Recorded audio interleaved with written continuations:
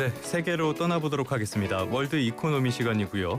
예전에는 세계 곳곳을 다니면서 재미있는 이야기들 많이 짚어봤었는데 트럼프 2기가 출범하고 나니까 미국밖에 갈 수가 없는 그런 상황이 돼버렸습니다. 오늘도 두 분과 함께 해보도록 하겠습니다. ISL 경제연구소의 차영주 소장님 그리고 한양대학교 경제금융대학의 이정환 교수님 나와 계십니다. 두 분 어서 오십시오. 안녕하십니까. 네, 안녕하십니까. 굉장히 오랜만에 뵙는 듯한 교수님은 그런 느낌이 드는데요. 자, 교수님. 그 차이나타운이나 어디 여행지 같은 데 가면 터키 아이스크림 파는 아저씨들 계시잖아요. 그분들 보면은 어린이들이랑 잘 놀아주시던데 줬다 뺏었다 그러면서 트럼프가 하는 게 꼭 이런 모양이란 말이죠. 줬다 뺏었다. 일본과의 무역 협상이 어제 오전에 타결이 됐는데 어떻게 결과가 나왔습니까? 뭐 사실 어제 저 보령에 다른 일로 잠깐 갔다 왔는데 네. 대천해수욕장에도 이 터키 아이스크림 네. 아저씨가 이렇게 또 굉장히 뭐 쫄깃쫄깃 맛있죠. 네. 굉장히 이렇게 뺏었다. 저도 한참을 구경했는데 진짜 왔다 갔다 하는 이거 뭐 재밌긴 합니다. 저도 네네네. 재밌긴 한데 약간 이건 재미가 없어요, 근데. 예, 이건 관세는 재미없는 뉴스죠. 예, 근데 이제 사실 미국하고 일본이 협상이 진행된 게 그러니까 어떻게 보면은 협상이 어느 정도 됐다라고 이제 발표가 난 거고 뭐 일본 입장에서는 관세율을 낮춘 게 가장 크고 특히나 네네네. 이제 자동차 관세율을 낮춘 것도 굉장히 크다라고 말씀드릴 수 있겠고요. 일단 상호 관세가 그 제한했던 25%에서 15%로 내려왔고 예. 자동차 관세 역시 15% 수준으로 맞췄다. 이게 총합이 15% 수준을 맞추면서 관세율 자체를 15%로 고정한 이런 효과가 있었다라고. 상호 관세율이 15%고 자동차 관세율이 12.5%면 합산이 되는 건가요, 이게? 아니고요. 이제 품목 관세는 따로 하는 거고 이제 따로. 따로고 이제 자동차 관세율 기존에 2.5%가 이미 2.5% 포인트가 이미 있었기 때문에 15%로 확정이 된 걸로 알고 있습니다. 그렇게 따지면은 일본은 전반적으로 봤을 때는 시장을 어느 정도 개방하는 대신에 자동차 산업을 지켰다 이렇게 볼 수 있는 건가요? 꼭 이거 보는 시각에 따라 좀 다를 것 같아요. 근데 이제 지금 미국 입장에서 보면 자동차 관세를 지켰다라기보다는 자동차에 대해서는 일정 부분 관세를 부과하려는 의도가 있었던 것으로 보여집니다. 그래서 우리도 지금 현재 자동차에 대해서는 조금 낮아진 부분들이지만 최소한 일본 수준의 관세는 부과가 될 가능성이 있다라고 봐야 되겠죠. 어떤 것을 내주느냐 입장에서. 근데 이제 일본 입장에서는 쌀 시장을 좀 내줬다라는 것을 보면 전체 큰 쿼터는 그대로 유지가 된 상황이고 서로 명분을 어느 정도 살렸다라는 부분들로 이해를 하셔야 될 것 같고 또 더군다나 이제 일본의 정치 지도자가 현재 지금 이시바 총리가 8월 말로 그만두겠다라고 선언을 해버리는 상태 아니겠습니까? 뭐 아니라고 했다가 맞는 거 같기도 하다가 애매한 거 같아요. 애매하긴 해요. 근데 이제 어쨌든 우리가 지난번에 다뤘습니다만 선거 이후에 조금 변화가 있을 것으로 봤었습니다만 여당이 참패함으로써 집권 여당이 일본 같은 경우 어찌 보면 결정권자가 좀 부재했었다라는 부분들도 현재 지금 쌀 시장을 여는 데 있어서 일조를 하지 않았는가 싶습니다. 어쨌든 결론적으로 쌀 시장을 서로 내주고 그러니까 미국 입장에서도 일본의 쌀 시장을 열었다라는 명분을 일정 부분 찾은 것 같고 그렇지만 자신들이 부과하려고 하는 자동차에 대한 관세 부과는 그대로 밀어붙였다는 측면에 있어서는 일본이 과연 무엇을 얻었는가라는 측면에서 보면 조금 많은 걸 내주지 않았는가. 더군다나 550억 달러까지 또 내줬기 때문에 그 부분이 좀 일본이 조금 약했다 이렇게 정리가 가능할 것 같습니다. 그래서 자국 내에서는 평가가 그렇게 썩 좋게 나오는 것 같지는 않던데요. 자동차 관세 이야기 조금 더 이따가 더 나눠보도록 하고요. 자, 일단 당장은 우리도 이제 협상이 굉장히 다급해진 상황이 돼버렸잖아요. 8월 1일부터 부과를 이번에는 진짜 하겠다고 하니까 진짜 할지는 모르겠지만 아무튼 간에 일본의 이번 관세 협상 성적표를 보면은 우리에게 시사한 점도 꽤 많은 것 같아요. 교수님 어떻게 보셨습니까? 사실 이제 우리나라나 일본이나 미국의 어떤 교육 구조 관련해서 비슷한 측면이 있습니다. 그러니까 우리나라, 일본이나 이제 미국의 무역 흑자국이고요. 흑자 규모도 크게 차이 나지 않고 흑자의 원천이 자동차 수출인 것도 많이 비슷하다 이런 구조적인 비슷한 측면들이 있고요. 그렇기 때문에 사실은 처음에 4월 달에 이제 트럼프 대통령이 관세를 이야기했을 때 거의 비슷한 수준으로 맞았죠. 1%포인트 차이가 나긴 했는데 거의 비슷한 수준이란 것은 거의 흔히 말해서 미국 입장에서 보기에는 무역 적자 규모라든지 이런 것들이 유사하다라고 볼 수밖에 없기 때문에 뭐 그분이 보기에 똑같은 나라로 보이겠죠. 근데 이제 그렇다는 이야기는 어떤 거냐면 이 관세율 자체도 일본이 뭐 베이스 라인이 될 수밖에 없는 이런 상황들이다라고 말씀드릴 수 있겠습니다. 그러니까 전반적인 구조가 비슷하기 때문에 우리나라가 목표로 해야 되는 지점 역시 뭐 그러니까 흔히 말하는 평가의 벤치마크라고 이야기할 수가 있는데 평가의 벤치마크 역시 아마 일본 수준이 되지 않을까. 그 수준을 유지하게끔 어떻게든 이제 협상을 끌고 가는 것들이 우리나라 입장에서 가장 중요한 이슈다라고는 아마 이해하시면 되지 않을까 이렇게 생각하고 있습니다. 자, 그래서 우리나라 이제 2+2 협상 내일 진행이 된다고 하죠. 지금 미국에서 우리에게 요구하는 게 뭐 여러 가지가 있어요. 일본과 비슷한 것 같은데 쌀, 소고기, 인터넷, 뭐 거기다가 알래스카 LNG 같은 것들도 있단 말이에요. 우리가 어떤 식으로 여기 대응해야 될까요? 그 외에 또 지금 이제 부과가 되는 것이 일본이 투자한 만큼 우리도 투자하라라는 얘기도 또 들려요. 깡패야. 근데 그러면 우리 GDP가 거의 80% 수준이거든요. 이걸 투자하라라는 분들이 있어서 그래서 이재명 대통령께서 일부 그 재벌 총수분들하고 비공개 간담회를 한 걸로 알려지고 있지 않습니까? 거기서 이제 또 그러니까 일본이 투자한 것도 본격적으로 거기 이제 손정희 회장이 붙어가지고 표현이 그렇습니다. 손정희 회장께서 이제 그 어느 정도 총대를 좀 메고 일본의 정부가 이제 보증을 쓴다라든지 재정 지원에 대한 어떤 부분들을 한다라는 식으로 일본 아마 하는 것 같아요. 근데 우리는 손정희 회장 같이 이제 투자할 수 있는 분들이 현실적으로 없다 보니까 대통령께서 재벌 부분들에게 이제 좀 양해를 좀 구한 것 같고 그다음에 이제 우리가 이제 수출입은행이라든지 여러 가지 지급 보증을 할 수 있는 부분들 지금 이런 부분들을 좀 한 것 같은데 쉽지는 않은 부분들인 것 같아요. 근데 어찌됐든 우리 입장에서 본다라면 일본이 일단 그런 거 아닙니까? 우리가 그런 우화가 있죠. 두 집이 있는데 예를 들어서 교수님과 제가 같은 옆에 붙어서 사는데 갑자기 카페트 파는 사람이 와가지고 그 발판 미국 이제 많아죠. 교수님 그 집 앞에 카페트를 놓고 저한테 교수님이 샀으니 사라. 샀더니 다시 또 교수님한테 가가지고 차영주가 샀으니 교수님도 사라라고 하는 것처럼 지금 서로 핑퐁을 하는 거 아니겠습니까? 그런 것처럼 최소한 일본에 준하는 부분들은 돼야 되는데 여기서 한 가지 다행스럽다 그럴까요? 뭐 교수님 말씀하신 것처럼 저도 동의하는 게 그들이 볼 땐 일본과 우리가 한 몸인데 방위비에 대한 얘기는 빠졌다라고 하죠. 그러다 보니까 방위비에 대한 얘기가 빠지면 우리는 더군다나 전 세계에서 가장 큰 기지를 갖고 있지 않습니까? 그 미군 기지를 해외 기지 중에서 그런 부분들이 있다라면 혹시 일본은 550억 달러 투자, 우리는 방위비를 좀 올리는 또 방식으로 또 변할 수도 있긴 하겠습니다만 지금 대체적으로 우리가 내세울 수 없는 것이 현재 지금 농산물에 관련된 부분은 내세울 수 없으니까 다른 우회로를 우리가 찾는 것이 현 정부의 가장 지금 골치 아픈 부분이 아니겠나 이렇게 정리가 가능할 것 같습니다. 소장님께서 손마사요시 회장 이야기를 해줬으니까 최근에 그 오픈 AI랑 소프트뱅크랑 오라클이랑 같이 하는 그 미국에서 발표했던 굉장히 대규모 AI 투자가 있었잖아요.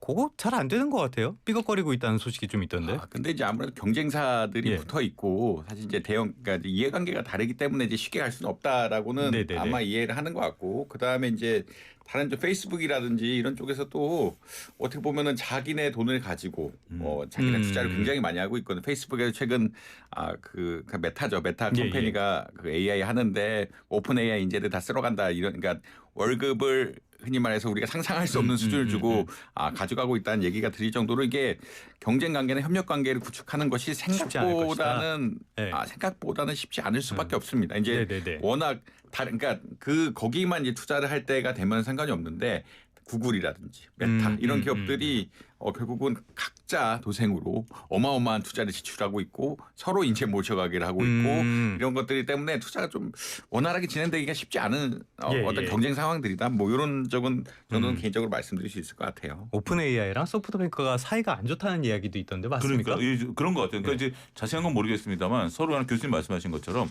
서로 간의 알력과 서로 간의 이해관계가 부딪히면서 통일된 결론을 못 내리고 있다는 게 지금 언론에 보도되고 있는 거 아니겠습니까? 그러다 보니까 데이터 센터 하나 짓는 것도 현재 지금 서로 간에 그 부분이 있어서 좀 삐그덕거리는 부분들인데 그렇죠. 원래 이제 또 그게 서로 간의 니즈에 의해서 이것이 만들어졌느냐 아니면 정책적 결정에 의해서 만들어졌느냐라는 니즈보다는 조금 후자죠. 봐야 될 것 같습니다. 알겠습니다. 그러면은 트럼프가 또 속상하고 삐칠 것 같은데 아무튼 우리 이야기를 다시 해보도록 하죠. 그렇다면은 두 분 보시기에는 먼저 교수님부터 우리 관세 협상 어느 정도면은 선방한 결과라고 보세요? 일단은 지금 요구하는 조건들이 굉장히 우리나라 받아들이기 어려운 일단은 뭐 들리는 소문에 의하면 뭐 조선이나 반도체 협력은 이건 당연한 거고 이거는 왜 당연하지? 그러니까 이제 누구 맘대로 당연하지? 이거는 협력이 무조건 될 거다라고 미국 측에서 베이스로 깔고 있다라는 이야기들이 좀 나오고 있고요. 그 다음에 이제 이슈가 되는 것들이 그 쌀, 그다음에 소고기, 인터넷망. 그다음에 인터넷 같은 것들인데 이게 민감한 이슈들이라 이게 상당히 접근하기 어려운 측면들이 있습니다. 이것들을 쌀 소고기면은 뭐 농가 반발이야 만만치 않을 텐데. 만만치 않죠. 우리나라가 제공할 수 있는 그러니까 미국에 요청하는 것 중에 우리나라 제공할 수 있는 것들이 썩 많지는 않은 것 같다. 이게 협상이 좀 약간 일본보다는 잘 안 될 가능성이 있는 것이. 근데 그 아까 소장님 말씀하신 것처럼 뭐 700조 투자하는 것들도 우리나라 입장에서는 경제 규모 입장에는 좀 쉽지도 않고 우리나라 이제 어떤 자본시장 입장에서 그런 돈을 조달한다는 것 자체도 조금 이슈가 있는 거기 때문에 일본보다 여의치가 않은 상황인 건 맞는 것 같아요. 그래서 이제 일본하고 같은 수준으로 맞추면 굉장히 선방한 거예요. 굉장히 선방. 그러니까 줄 것, 그러니까 하는 얘기가 줄 수 있는 게 별로 없. 그러니까 이게 확 풀어가지고 줄 수 있는 것들이 있고 투자도 뭐 적극적으로 할 수 있는 이런 여건이 돼야 되는데 자본시장의 규모라든지 이런 벤처 캐피탈의 규모라든지 그다음에 쌀이라든지 흔히 말하는 소고기 협상 같은 것들은 뭐 흔히 말하는 정치적인 이슈 그리고 국민들의 어떤 정서 이런 것들이 다 걸려있기 때문에 생각보다는 쉽지 않고 15%면은 굉장히 선방한 거다라고 개인적으로 평가를 드릴 수 있을 것 같아요. 알겠습니다. 소장님 보시기에는 어느 정도면은 일본 정도면 선방한 거라고 말씀해 주셨는데 동의하십니까? 예, 그렇죠. 그러니까 이게 어처구니 없는 거예요. 처음에 갑자기 관세 부과를 한다라고 그래서 우리가 처음에 얘기한 것처럼 세게 해놓고 이제 15%면 잘한 거다라는 결론을 유도시키는 이게 어떻게 보면 정말 트럼프다운 고도의 협상 기술이다라고 말씀을 드릴 수가 있겠는데 고도의 협상 맞아요. 그냥 깡패 협상 아니에요? 아니 뭐 그래도 나름대로 뭐 고도의 전략이겠죠. 그게 뭐 깡패라고 해서 전략이 없겠습니까? 전략이 당연히 있는 거죠. 그래. 돈 뜯어 먹을래도 뭐 머리가 있어야 하는 거니까. 있어야 되는 거기 때문에 충분히 그래서 지금 상태에서는 인정할 건 인정해야 될 것 같아요. 인정할 건 인정한 거니까 교수님 말씀에 저도 그 정도라면 서로가 우리 입장에서도 그렇고 단지 이제 우리가 내세울 수 없는 것은 이제 농산물 부분에 대해서는 그동안 우리가 몇몇 정부가 이것을 하려고 했다가 과거 정부가 상당히 이제 반발이 좀 심했고 안타까운 또 인명사고도 났었던 시위 과정에서 그랬던 부분들이 있는데 이게 만약에 열리게 된다라면 현 정부 입장에서도 타격이 크죠. 그렇죠. 정치적인 부담이 큰 부분들이기 때문에 다음 지방선거도 있고 하니까 그런 부분들이 있기 때문에 그런 상태임에도 불구하고 일본 수준이다. 그러면 저는 선방했다고 봐야 되겠죠. 그 정도로 선방했다고 이야기할 수밖에 없는 지금 우리의 뼈아픈 현실이 있습니다. 자, 다른 나라 이야기도 좀 살펴보도록 할까요? 간밤에는 EU와 관련된 소식이 전해졌어요. EU랑 지금 진행 상황 뭐 되는 거예요? 안 되는 거예요? 근접했다는 얘기도 있고 결렬됐다는 이야기도 있고. 그러니까 이게 좀 EU는 그러니까 우리나라는 규모가 다른 상황이라고 보시면 될 것 같고 일본하고 또 입장이 또 다릅니다. 일본은 미국과의 동맹이 우리나라와 미국과의 동맹보다 훨씬 관계가 깊거든요. 그렇죠. 그렇기 때문에 정치적으로 봤을 때 이번 선거가 끝나면 협상이 신속하게 될 거다라는 예측이 많았습니다. 왜냐하면 이슈가 있다가 결국 이게 한번 바뀌면서 누군가 책임을 지고 신속하게 할 수밖에 없다. 그러니까 이제 그 미일 동맹의 관계는 한미 동맹의 관계하고 비교할 수 없을 정도로 훨씬 차이가 크다라고 다들 인식을 하고 있었기 때문에 일본은 파이브 아이즈 뭐 이런 것도 있잖아요. 그러니까 일본하고 미국의 관계는 거의 이제 경제적으로는 특히나 일본하고 뭐 중국과의 관계가 뭐 교역 같은 게 많아진다고 하지만 그 수준이 좀 다른 내용이기 때문에 일본이 빨리 진행할 거다라는 예측은 어느 정도 시장이 있었다라고 보지만 EU는 상황이 전혀 다릅니다. EU는 결국은 EU만의 이제 흔히 말해서 이제 방위비도 그러니까 방위비 내라. 이게 여러 가지 지출 부분들이 많아졌기 때문에 협상의 불확실성이 크고 특히나 이제 서한 사건이 한번 있지 않았습니까? 잘 된다 그러다가 갑자기 관세를 뭐 30% 하니까 EU 입장에서 자존심 상하는 일 이게 트럼프 대통령의 그러니까 미국의 이런 입장에 대해서 EU가 그만한 경제 주권이 없느냐. 라는 이슈가 또 불거지면서 이게 또 문제가 되고 있는 이런 상황이다. 그리고 EU는 뭐 중국과의 관계도 있고 뭐 여러 가지를 고려해야 될 점이 있기 때문에 일본하고 협상하고는 좀 체급이 다른 이슈가 된다라고. 그게 이제 미국과의 관계 설정부터 일본하고 미국은 일본 입장에서는 도저히 포기할 수 없는 거고 이게 결국은 동반자 입장에서 가야 되는 반면에 EU는 어떻게 보면 상호 경쟁적인 측면들이 분명히 있고 자기네 자국의 이익을 보호해야 되는 측면들이 있기 때문에 조금 왔다 갔다 한 이슈가 나올 수밖에 없고 최근에 서한 사건 같은 것들이 겹치면서 뭐 잘 된다는 이야기도 있지만 뭐 언제든지 깨질 수도 있는 이런 상황이다라고 이해하시면 될 것 같습니다. 이래서 과거서가 중요해요. 만약에 일본이 우리를 병합하는 그런 선택만 하지 않았으면은 지금 우리가 같이 힘을 합치면은 얼마나 큰 도움이 됐겠어요. 그런데 여전히 감정 때문에 그런 게 어려운 그때의 잘못된 선택이 지금까지도 영향을 미치고 있습니다. 미국에 딱 붙을 수밖에 없는 그런 상황. 아무튼 간에 자 EU는 지금 반대쪽으로 15%로 합의하는 걸로 근접했다는 소식도 있고요. 만약에 노딜로 끝나면은 30% 수준의 보복 관세를 하겠다 이런 이야기도 하고 있거든요. 유럽이 이렇게 할 수 있을 정도의 그 체력이 됩니까?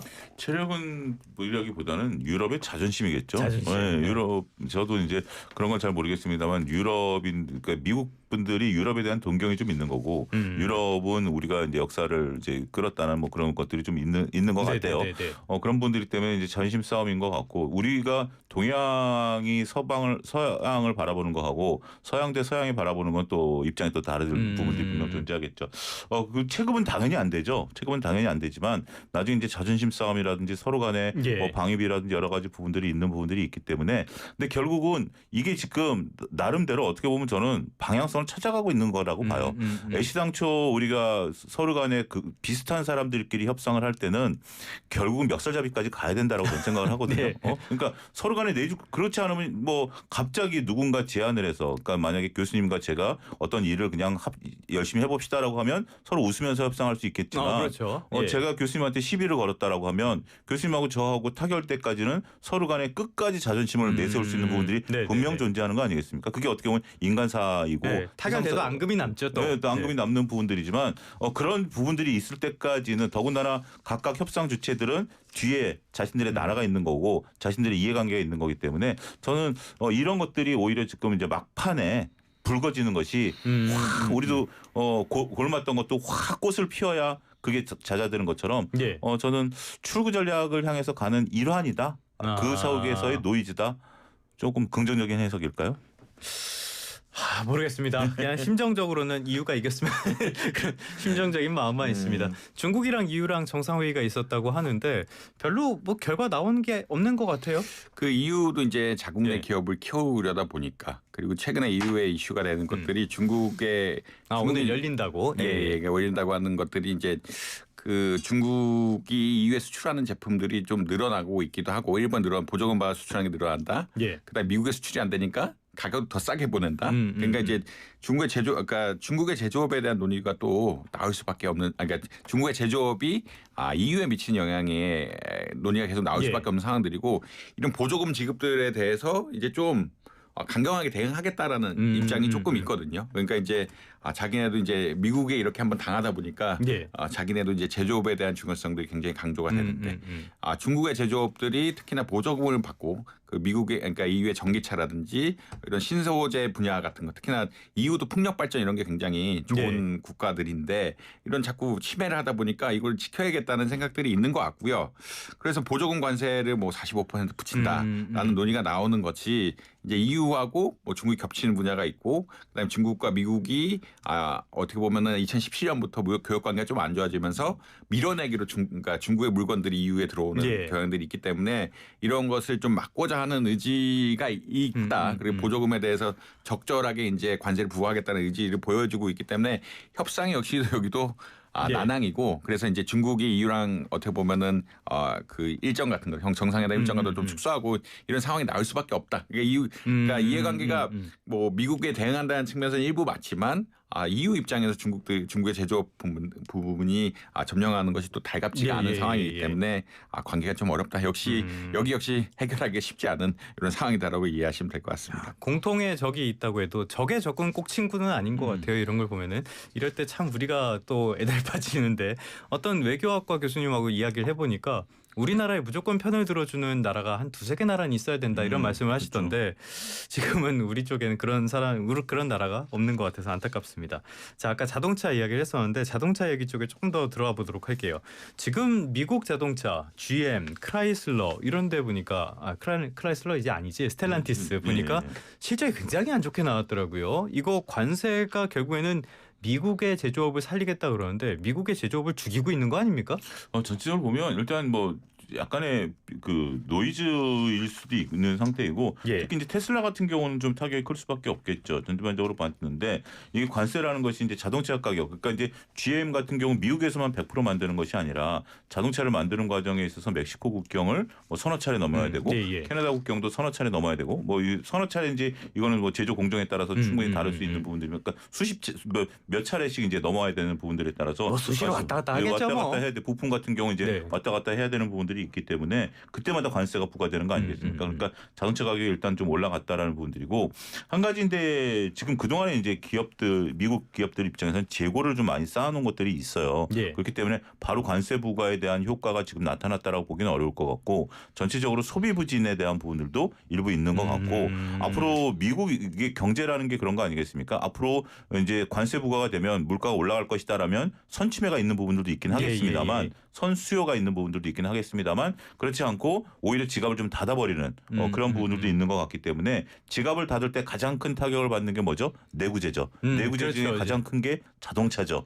그렇기 때문에 우리도 경기가 둔화될 땐 자동차가 급감을 해버리고 중고차가 팔려버리는 상황들이 되는 거죠. 먹고 살기 힘든데 그거 사겠어요. 그렇죠. 신차를. 자동차 같은 경우 더군다나 우리가 그 새로운 그러니까 첫 자동차를 구매하는 게 아니라 기존의 자동차 같은 경우 야 1, 2년 더 타자라고 충분히 할 수 있는 부분들 아니겠습니까? 그런 부분들이 소비 수요를 좀 감소시킨 부분들이 아니겠나 설명이 가능할 것 같습니다. 전 제 차 한 15년째 타고 있는데 슬슬 애가 좀 아파하더라고요. 아무튼 간에 좀 전에 테슬라 이야기를 해주셨는데 끝으로 이거 하나만 짚고 나가죠. 테슬라의 2분기 실적 굉장히 안 좋던데요. 2분기 실적 실망스럽죠. 실망스럽다. 낮아질 대로 낮아진 눈높이에도 충족하지 못한. 그게 이제 전년 대비해서 15% 가량 이제 매출액 같은 손해를 보고 있는 이런 상태라서 실망스럽다라고 보시면 될 것 같고 이 여러 가지 요인들이 있습니다. 그 전기차 판매가 급감한 것들이 하나가 있고. 이제 보조금 받는 것들도 수익으로 결국은 들어와야 되는데 그런 것도 아마 전기차 시장이 경쟁이 심해지다 보니까 테슬라의 어떤 경우 보조금 이런 부분 역시 좀 준 것들이 있는 것 같다. 그러니까 이제 메인 그러니까 그다음 뭐 2차 전지 이런 분야도 줄긴 줄었는데 메인은 이제 전기차하고 이제 보조금 크레딧 감소 이런 것들이 주요 원인이었다라고 보는 것 같고요. 이 10년간 분기 기준으로 가장 큰 감소폭을 보였다라고 이야기하는데 인도량도 감소하고 판매 가격도 축소하고 규제 크레딧 같은 모든 게 감소하다 보니까 이렇게 손해를 봤다라고 아마 보시면 될 것 같고 뭐 저희도 다뤘지만 이제 머스크가 또 트럼프와 잠깐 지금은 절교는 잘 모르겠지만 절교 원수가 된 것 같은데 이제 지금 사이가 안 좋았지만 한창 같이 지내면서 그 테슬라 이미지를 망가뜨린 거 역시 이유에 큰 영향에 이유 판매에 큰 영향을 미쳤다고 생각하고 있거든요. 어렸을 때 어머니가 저한테 그런 말씀하신 적이 있어요. 친구를 잘 사귀어야 된다. 이게 정치적인 이슈 때문에 이렇게 망가진 경향들이 있어가지고. 좀 2분기는 굉장히 실망스럽다. 근데 그렇기 때문에 뭐 로보택시 이야기가 나오고 테슬라가 잘할 수 있는 AI 분야에 대해서 보다 적극적으로 사업 진출을 하지 않을까라는 의견도 나오고 있다. 뭐 이런 말씀드릴 수 있을 것 같습니다. 근데 뭐 당장은 차가 잘 팔려야지 실적이 잘 나올 테니까 뭐 별로 의미 없는 얘기 같습니다. 이런 종목에 예전 생각만 하고 함부로 막 들어가면은 큰 손해를 보실 수도 있습니다. 목요일 월드 이코노미 시간 IS의 경제연구소의 차영주 소장님, 한양대학교 이정환 교수님 두 분과 함께하고 있습니다. 잠시 뒤에 돌아오겠습니다. 네, YTN 라디오 생생경제 2부 시작하겠습니다. 2부에서도 IS의 경제연구소의 차영주 소장님, 한양대학교 경제금융대학의 이정환 교수님과 함께하도록 하겠습니다. 조금 전에 들어온 소식인데요. 코스피가 3,230선도 넘어섰네요. 좋은 소식입니다. 앞으로 얼마나 더 갈 수 있을지 지켜보도록 하죠. 자, 앞서서 저희가 영화 이야기 퀴즈로 내드렸는데요. 두 분 영화는 자주 보십니까? 저는 영화 진짜 잘 본지 꽤 오래됐습니다. 원래 안 좋아하세요? 영화보다는 저는 그냥 뭐 어디 뭐 공연 같은 거 이렇게 보러 다니고 그러면. 혹시 드라마? 막장 드라마 이런 거? 아니 그러니까 그 공연 같은 거 이렇게 저는 공연. 클래식 공연 같은 거 좋아해가지고. 교수님은 영화 뭐 잘 안 보러 다녀. 유튜브도 잘 안 봐. 저는 뭐 그렇게 미디어를 막 많이 보진 않아서. 재미없게 사시네. 저는 마틴 스콜세지를 굉장히 좋아합니다. 그런데 요즘 영화는 본 지가 좀 된 것 같기는 해요. 아무튼 영화 이야기를 왜 꺼냈냐? 최근에 미국 의회에서 영화 같은 사건이 벌어지고 있는데 역시 주연은 트럼프입니다. 저희 방송의 주인공 같은 분. 트럼프를 둘러싼 이 앱스타인 의혹. 대체 이 의혹이 뭡니까, 소장님? 이게 지금 현재 그 웹사이트 교수님이 좀 설명해 주시죠. 앱스타인 이게 좀 이게 흔히 말하는 미성년자에 대한 조금만 수긍하셔 가시죠. 미성년자에 대한 어떤 성적인 학대, 그러니까 이분이 이제 앱스타인이라는 분이 굉장히 어떤 자산운용을 통해서 돈을 많이 버신 분이고 이 사람 잡혀 들어갔다가 자살하지 않았나요? 예, 잡혀다가 자살한 분이고 그때 이제 많은 그 거래들에 그 금융업에 하면은 딜 같은 걸 할 때 혹은 자산운용 사람은 돈을 받을 때 딜을 해야 되면은 이제 거래 관계가 굉장히 중요한데 거래 관계를 이러한 그 흔히 말해서 나쁜 짓을 통해서 나쁜 짓을 통해서 연결시켜주고 이걸 받아서 딜 같은 걸 하면서 컸다라는 의혹을 받는 분이고요. 근데 이제 포인트는 이분이 트럼프 대통령과도 연결돼 있다라는 그런 것들이 그 흔히 말하는 보고서 아까 이제 그때 이제 잡혔으니까 조사를 하고 이런 보고서들에선 트럼프 대통령에 대한 언급들이 굉장히 많이 나왔다라는 발표가 있으니까. 근데 보통 이게 범죄기록 비공개를 해놓는데 이제 공화당 측에서 오히려 혹은 공개 좀 해달라. 그러니까 지지자층에서 우리가 바른 미국을 그리고 강한 미국을 만들 사람이 이렇게 윤리적인 문제가 있는 사람하고 뭔가 결부가 되어 있다라고 하면은 기대할 걸 기대해야지. 그런 것들이 이제 문제가 되기 때문에 좀 어떻게 보면은 이런 것들 정보 공개해달라. 실제로 트럼프 대통령과 이 흔히 말하는 앱스타인이 굉장히 안 좋은 관계가 있었던 건지 뭔가 딜 같은 거래 관계가 있었던 건지 이런 것들을 좀 공개해달라는 이야기를 하고 있고요. 트럼프 대통령이 지금 어떤 상황이냐면 뭐 자기 공개 안 할 거고 이거 날 쪼고 이런 얘기를 하면서 오히려 오바마 대통령이 뭐 대선에 개입했다 이렇게 약간의 시선 돌리기를 하고 있는 이런 상황들이다라고 아마 이해하시면 될 것 같습니다. 야, 참 수준이 그걸로 시선 돌리가 될지 모르겠지만은 아무튼 월스트리트 저널에서 또 굉장히 치명적인 보도를 하기도 했고 거기에 대규모 소송을 걸기도 했고요. 자, 그런데 지금까지는 트럼프가 이거를 공개를 하겠다. 마가 진영에서도 요구를 했었고요. 그런데 지금 보면은 뭐 마틴 루터 킹이라든지 다른 건 다 공개하면서 직권을 쏙 빼놓고 공개한단 말이에요.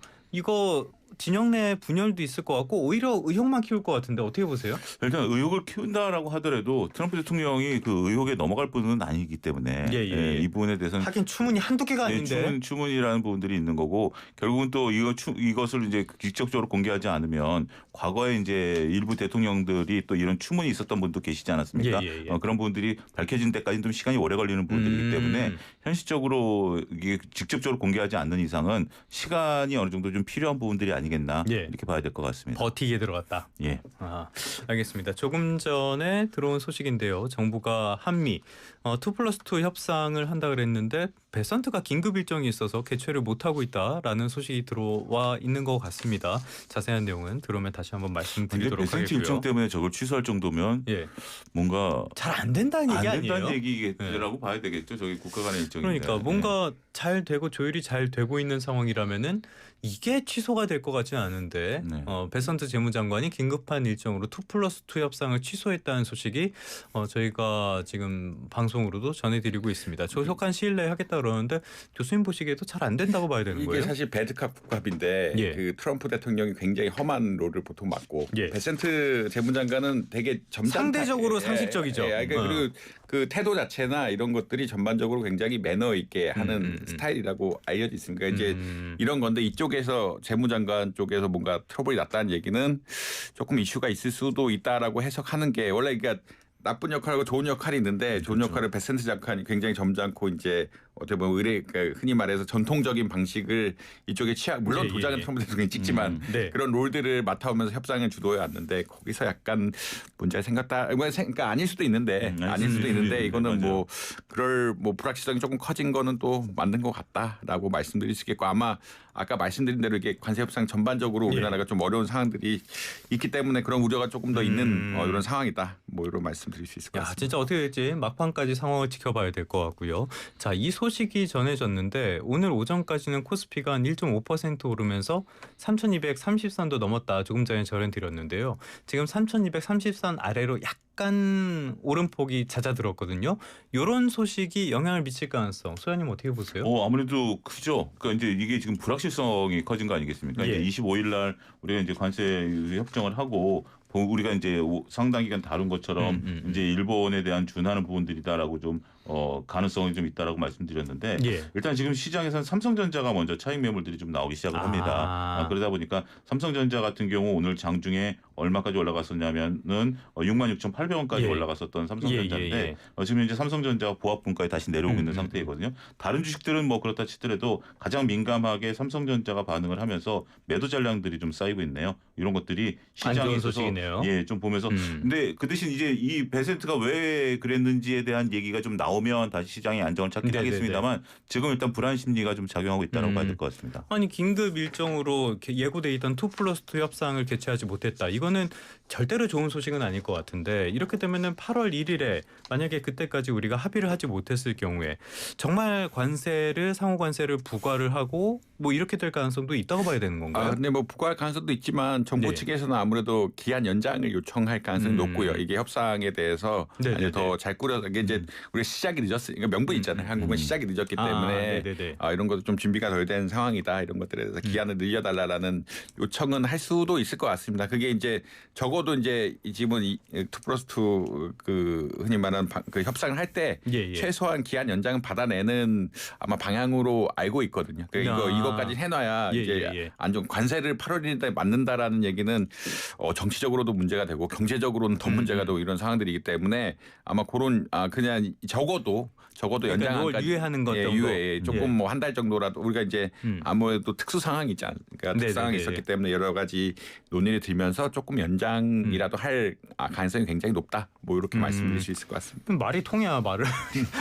근데 어쨌든 지금까지 알려진 바로는 뭐 한 줄짜리 단신이긴 하지만 미국 측 요청이었다라는 부분들을 놓고 보면 교수님 말씀하신 것처럼 충분히 우리 쪽에서는 어필할 수 있는 부분들도 있지 않을까 싶습니다. 나 못하겠다 이렇게 뛰쳐나간 게 아니라 일정이 정말로 있으니까. 정말로 뭐 가족 문제일 수도 있고 뭐 굉장히 귀중한 이거보다 더 중요한 문제 있을 수도 있으니까 그러면 교수님 말씀하신 것처럼 미국 측이 요구한 거니까 우리도 명분이 있다고 봐야 되겠죠. 혹시 이유와 뭔가 있나? 아무튼간에 50% 이야기도 했었단 말이에요. 트럼프가 간밤에는 합의가 안 되면 50%까지 할 수 있다.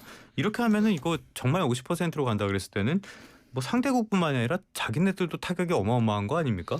근데 이제 많은 나라들 그러니까 이제 그 여러 나라들이 있는데 그러니까 지명해서 50%를 하겠다라는 이야기이기 때문에 예를 들어서 일본은 15%를 뭐 자동차 이게 우리나라도 뭐 우리나라 다른 경쟁 나라들이 50% 그러니까 그렇다는 얘기는 어떤 거냐면 말을 잘 들으면 깎아주지만 말을 안 듣는 나라들에게 엄청 세게 때리겠다는 이야기이기 때문에 뭐 협상의 툴로 계속 그러니까 전체가 올라가는 건 아니니까요. 협상의 툴로서 아마 이용하는 이런 경향들이 있는 거라고 보시는 게 맞을 거. 물론 이제 그러니까 올라가는 게 좋지는 않지만 어디는 낮추고 어디는 올리는 이런 전략이기 때문에.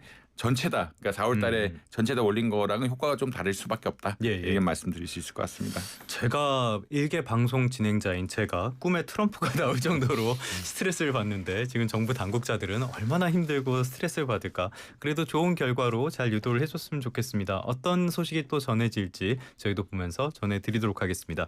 오늘은 IS의 경제연구소의 차영주 소장, 한양대학교 경제금융대학의 이정환 교수 두 분과 함께했고요. 트럼프로 시작해서 트럼프로 끝나는 또 하루가 되어버렸습니다. 오늘 말씀 잘 들었습니다. 감사합니다. 감사합니다.